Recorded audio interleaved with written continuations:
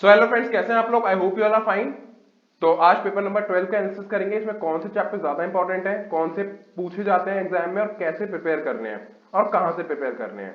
तो इन सब चीजों पे मैं आपको डिस्कशन करके दूंगा। और एक चीज और, जो लोग नए हो चैनल के ऊपर उनको मैं बता दूं, मैंने बाकी सारे पेपर्स का भी एनालिसिस बना दिया है। तो जिन बच्चों ने नहीं देखा वो जाके प्लेलिस्ट चेक कर सकते हो। इवन ऊपर भी लिंक आएगा, आई बटन में आप जाके चेक कर सकते हो। और वीडियो खत्म होने के बाद वहां पॉपअप हो जाएगा, वहां से भी डायरेक्टली विजिट कर सकते हो। ठीक है, तो चलो आज की वीडियो शुरू करते हैं। Paper number 12, company accounts and audit. अब एक चीज का ध्यान रखना, ये आपका स्कोरिंग सब्जेक्ट होगा क्योंकि आपको एग्रीगेट के ऊपर भी ध्यान देना है। जीएसटी और कस्टम कुछ बच्चों को डिफिकल्ट लगता है, और कॉस्ट और एफएम तो मोस्टली सबको ही डिफिकल्ट लगता है। तो जो आपको एग्रीगेट बनवाते हैं सेकंड ग्रुप के अंदर, वो है ओएमएसएम और एक कंपनी अकाउंट्स एंड ऑडिट। अब कुछ बच्चे ऐसे होंगे जो बोथ ग्रुप दे रहे होंगे, वो कहेंगे भैया हमारा फर्स्ट ग्रुप ज्यादा स्ट्रॉन्ग है, हम वहां से एग्रीगेट कवर करा देंगे। बट मैं आपको ये बोलूंगा कि हर ग्रुप में दो दो सब्जेक्ट ऐसे होने चाहिए कि वो मतलब कि कवर अप करा जाए एग्रीगेट। ऐसा मत करना कि फर्स्ट ग्रुप का बटन भी आप, मतलब सेकंड ग्रुप का बटन भी आप फर्स्ट ग्रुप पे डाल दो। तो जो एग्रीगेट होगा वो आप सेपरेट बना के चलना, ये मत सोचना कि फर्स्ट ग्रुप एग्रीगेट बनवा देगा। ठीक है ना? चलो फिलहाल अब यहाँ पे आते हैं इसके इंडेक्स पे। सबसे पहला सेक्शन आता है आपका accounts of joint stock companies. अब इसमें मैं आता हूँ स्टडी नोट नंबर 1 के ऊपर। स्टडी नोट नंबर 1 के अंदर वैसे तो पूरा ही इंपॉर्टेंट है, लेकिन सबसे पहले आपको क्या करना है, इंट्रोडक्शन तो रीड कर ही लेना, इसमें कुछ नहीं है। Issue of shares, right issue, bonus issue, four feature and buyback. अब इसको थोड़ा होल्ड कर देना, ठीक है ना? इसको मैंने मार्क कर दिया, इसको होल्ड कर देना। और underwriting of shares and debentures, इसको मैंने होल्ड करने को क्यों बोला है, क्योंकि जो इसमें प्रेफरेंस शेयर वाला पार्ट तो बच्चों से हो जाता है, बट डिवेंचर वाला थोड़ा टफ लगता है उनको। तो इसको आप चाहे तो थोड़ा बाद में कर सकते हैं, पहले बाकी चीज करने के बाद। तो मतलब मैं बाकियों को आपको कह सकता हूं कि एक बार को आप बी कैटेगरी का आइटम मान लो, और इसको आप एक बार को सी कैटेगरी में लेके जा सकते हो, डिवेंचर वाले पोर्शन को। ठीक है ना? तो इसको क्या करना है, सबसे पहले आपको पूरा कवर अप करना है। इसमें राइट इशू पे ज्यादा ध्यान देना, बोनस इशू पे ध्यान देना, और बायबैक पे और अंडरराइटिंग, इस पे तो बहुत ही ज्यादा अच्छे से ध्यान देना, क्योंकि यहां से सेपरेट क्वेश्चन ही पूछे जा सकते हैं और यहां से छोटे छोटे क्वेश्चन ही पूछे जा सकते हैं, जो कि आपका सेक्शन बी में आ सकता है। ठीक है, नेक्स्ट आते हैं प्रेजेंटेशन ऑफ फाइनेंशियल स्टेटमेंट। अब एक चीज ध्यान दो, जो आपका एक बड़ा क्वेश्चन आना होता है वो यहां से आएगा ही आएगा। ये मैंने आपको हमेशा बोला है, जो आपका ग्रुप 1 में भी फाइनेंशियल अकाउंटिंग है वहां भी इन चैप्टरों से बड़ा क्वेश्चन आना ही होता है, तो इसको अच्छे से प्रिपेयर करना। इसमें P&L एंड बैलेंस शीट ही है, देखो शेड्यूल 3 है, आपको बस इसका फॉर्मेट अच्छे से याद कर लेना, कौन से आइटम कहां जाता है कहां नहीं इसमें। क्योंकि वो आपको ना, देखो जब आपका वन वर्ड होता है, वन वर्ड में वो आपसे पूछ सकता है प्रैक्टिकली कि ये इतना, मतलब छोटा सा ही बैलेंस देगा, उसमें आपको पूछ लेगा बताओ इसमें शेयर कैपिटल का अमाउंट क्या है। तो ये वो चीजें जो वो प्रैक्टिकली भी पूछ सकता है, तो ये थोड़ा सा आपको ध्यान देना है। नेक्स्ट आते हैं कैश फ्लो के अंदर, ये आपका इंपॉर्टेंट है। कैश फ्लो ये आपका ए कैटेगरी का आइटम है, तो ध्यान रखना, ये जनरली पूछता है इंस्टीट्यूट। ये भी आपका ए कैटेगरी का आइटम है, मैं आपको कैटेगरी वाइज बाइफरकेट कर रहा हूं थोड़ा सा। अब आपको प्रिपेयर कहां से करनी है चीजें, ये आपको पहले स्टडी मैट से करनी है। जो चीजें आपको कहीं और से प्रिपेयर करनी है वो साथ के साथ बता दूंगा मैं। ये वाली चीजें सबसे पहले आपका स्टडी मैट, देन आपका स्कैनर, लास्ट आपका अगर टाइम बचता है तो वर्कबुक। ये सीक्वेंस याद रखना, किसी भी सब्जेक्ट के प्रैक्टिकल में बता रहा हूं, जहां जहां मैंने बताया है। हर सब्जेक्ट में वीडियोस में मैंने बता दिया वैसे तो, लेकिन इस वीडियो के लिए बता रहा हूं, जो चैप्टर में बता रहा हूं आपको, सबसे पहले स्टडी मैट, देन स्कैनर, उसके बाद वर्कबुक। ठीक, ये कंप्लीट होने के बाद आपका लगभग सब कुछ कंप्लीट हो जाएगा, आपको पता चल जाएगा कि आप एग्जाम का कोई भी क्वेश्चन अटेम्प्ट कर सकते हो अगर आपका हाथ इसमें अच्छे से बैठ जाएगा तो।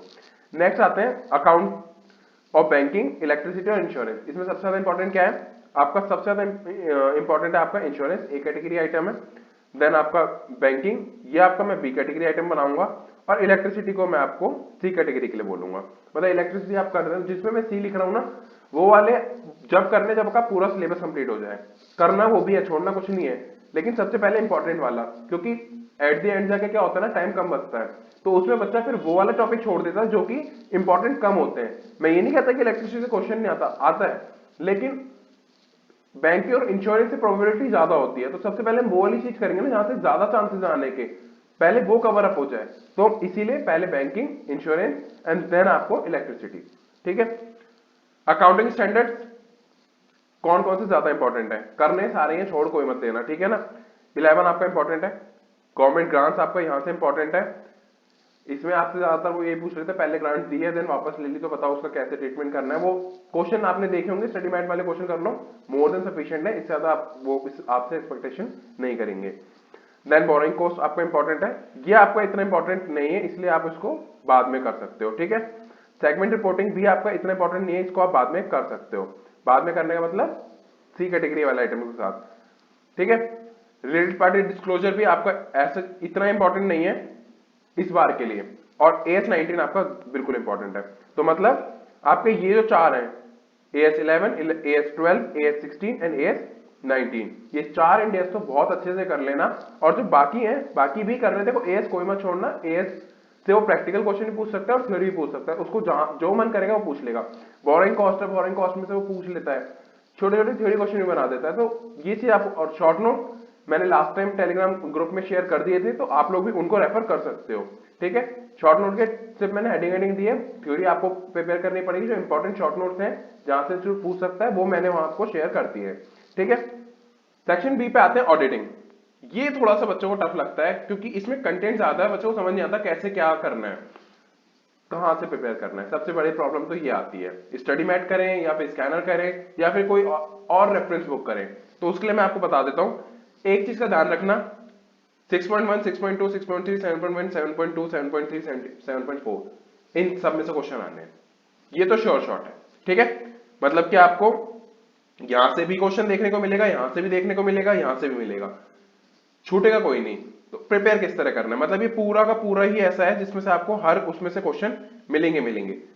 सबसे पहले क्या करना है और बाद में क्या करना है, सबसे पहले आपको ये वाला पार्ट करना है, कॉस्ट ऑडिट, ठीक है। सेक्रेटरियल ऑडिट को एक बार को फिर भी होल्ड पे रख लेना, कॉस्ट ऑडिट को करना, क्योंकि सीधी सी बात है ना, जब CMA कर रहे हैं तो कॉस्ट ऑडिट से वो पूछेगा ही पूछेगा। फिर ऑडिटर की qualification, disqualification, appointment, remuneration, removal, power and duties, ये सब कुछ देखो। जब आप पढ़ना शुरू करोगे ना ऑडिट को, आपको इंटरेस्ट आएगा अगर आप अच्छे से पढ़ोगे तो। सबसे पहले आपको क्या करना है, यहाँ पे आ जाना। मैं आपको सीक्वेंस बताता हूँ, देखो ऑडिट को जब आप पढ़ना शुरू करोगे ना, आपको मिले भी इसी तरह से ये। सबसे पहले देखो nature, scope and significance of auditing पढ़ लोगे, ये छोटा ही है, ज्यादा बड़ा नहीं है, और मतलब पेपर में यहाँ से पूछेगा, पेपर में हर उससे पूछेगा, लेकिन यहाँ से आपके जो थ्योरी वाले जो MCQ वगैरह है वहां ज्यादा क्वेश्चन पूछ लेता है वो, ठीक है। उसके बाद ये वाला है, इसको आप स्कैनर से पहले करना, इसको भी आप स्कैनर से करना पहले, देन इस पे आना, इसको आप पहले स्टडी मैट से करना। ये वाला जो चैप्टर है ऑडिटर क्वालिफिकेशन वगैरह, ये पूरा का पूरा 7.1 आप पहले आप इससे करोगे इंस्टीट्यूट के मटेरियल से, ठीक है। कॉस्ट ऑडिट ये आप इंस्टीट्यूट के मटेरियल से करोगे, सेक्रेटरियल ऑडिट एक बार को आप स्कैनर से कर सकते हो। देन रिपोर्टिंग रिक्वायरमेंट, ये हो गया आपका कारो बहुत इंपॉर्टेंट है, आपका ध्यान रखना, कारो को मत छोड़ना बिल्कुल भी। तो जो आपका इस बार के लिए एप्लीकेबल कारो है उसको जरूर कर लेना, ठीक है। देन आपका मिसलेनियस ऑडिट है, यहां से जरूर आपको क्वेश्चन देखने को मिलेगा, इसको आप स्कैनर से कर सकते हो। तो इन शॉर्ट जो चैप्टर मैंने आपको स्कैनर से बोला आपको करने किस तरह है, स्कैनर देखोगे उसमें क्वेश्चन आंसर दिए होंगे, आपको और याद करने हैं। जब आपका एक बार स्कैनर खत्म हो जाएगा उसके बाद आपको क्या करना है, आपको इंस्टीट्यूट की बुक उठानी है।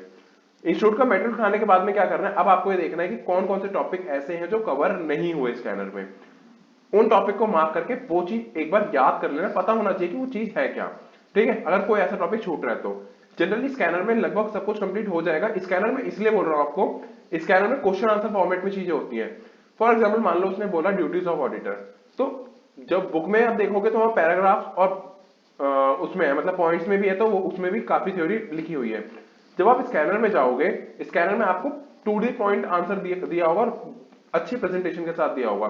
तो जब आप एग्जाम में करोगे उस चीज को, एग्जाम में क्वेश्चन आएगा तो वो आपको क्वेश्चन आंसर फॉर्मेट में ही आना है। तो सीधी सी बात है, जब आपको मान लो वहां भी ड्यूटीज पूछ ली तो आपको एग्जैक्ट वो आंसर याद आने लगेगा किस फॉर्म में लिखना है। क्योंकि बच्चों की प्रॉब्लम क्या आती है ऑडिटिंग में, वो जब स्टडी मैट से पैराग्राफ वाइज तो चीजें समझ तो लेते हैं, ऑडिटिंग में बच्चों को पता होता है क्या, बट उसको पेपर में प्रेजेंट कैसे करना है ये नहीं पता होता। उसके लिए स्कैनर ले लो, ठीक है। स्कैनर से आप क्या कर सकते हो, आराम से उनको गो थ्रू कर सकते हो। अब कुछ बच्चों के पास पुराने स्कैनर अवेलेबल है क्योंकि वो या तो मतलब क्लियर नहीं कर पाए, जो भी रीजन है, उनके पास पुराने स्कैनर अवेलेबल है, तो क्या वो उनसे कर सकते हैं। जिन पार्ट में अमेंडमेंट नहीं आती वो बिल्कुल उसको रेफर कर सकते हैं, कोई उसमें ऐसा न्यू अपडेट नहीं है, क्योंकि एग्जाम के क्वेश्चन अभी रिलीज तो हुए ही सजेशन आंसर, तो उसमें ऐसा कुछ भी अपडेशन नहीं आई होगी, वो पुराने वाले भी आपके लिए एप्लीकेबल है एज इट इज, क्योंकि ऑलरेडी आंसर में कुछ चेंज थोड़ी आ जाएगा, कहीं अगर वैल्यू है, जैसे कारो हो गया, कारो अगर चेंज हो गया तो उसको आप छोड़ दो वहां से, बाकी चीज आप कर सकते हो। इसी तरह बाकी प्रैक्टिकल के लिए भी मैं यही बोलूंगा कि आप जो पुराने स्कैनर हैं आप बिल्कुल उनको बेझिझक रेफर कर सकते हो, बट जैसे एएस वगैरह हो गए वहां पे अमेंडमेंट्स आ जाती हैं, अगर वो कोई आई है जिस एएस में अमेंडमेंट आई है उसका क्वेश्चन वहां से मत करना, क्वेश्चन देख लेना क्या है, उसको अमेंडमेंट के हिसाब से कर लेना, ठीक है। तो फिलहाल आज इतना ही है आपका। अब फिलहाल बोथ ग्रुप के एनालिसिस कंप्लीट हो चुके हैं, तो अगर आपकी अभी भी कोई क्वेरी है तो आप बेझिझक होकर कमेंट कर सकते हो, इवन आप मेरे से टेलीग्राम पे भी कनेक्ट हो सकते हो, इंस्टाग्राम पे भी कनेक्ट हो सकते हो। आपकी जो भी क्वेरी होगी आप उसको मतलब वहां पे टेलीग्राम पे पूछ लेना या फिर मेरे से इंस्टाग्राम पे पूछ सकते हो, कमेंट बॉक्स में पूछ सकते हो। रिप्लाई आने में अगर थोड़ा लेट हो जाए तो समझ जाना आपके मतलब क्वेश्चन ज्यादा है, बाकी मैं कोशिश करता हूँ 48 आवर्स में रिप्लाई कर दूं। तो फिलहाल आज के लिए इतना ही, thank you so much watching this video. अगर आप लोग नए हो चैनल के ऊपर, आप चैनल को विजिट कर सकते हो। अगर आपको चैनल का कंटेंट पसंद आता है तो प्लीज सब्सक्राइब करना चैनल को, वीडियो को लाइक करना, तो कमेंट करना अपनी क्वेरीज, अपना फीडबैक, अपनी सजेशन शेयर करना इस वीडियो को अपने फ्रेंड्स के साथ में। मिलते हैं नेक्स्ट वीडियो के अंदर, जब तक के लिए टेक केयर, बाय।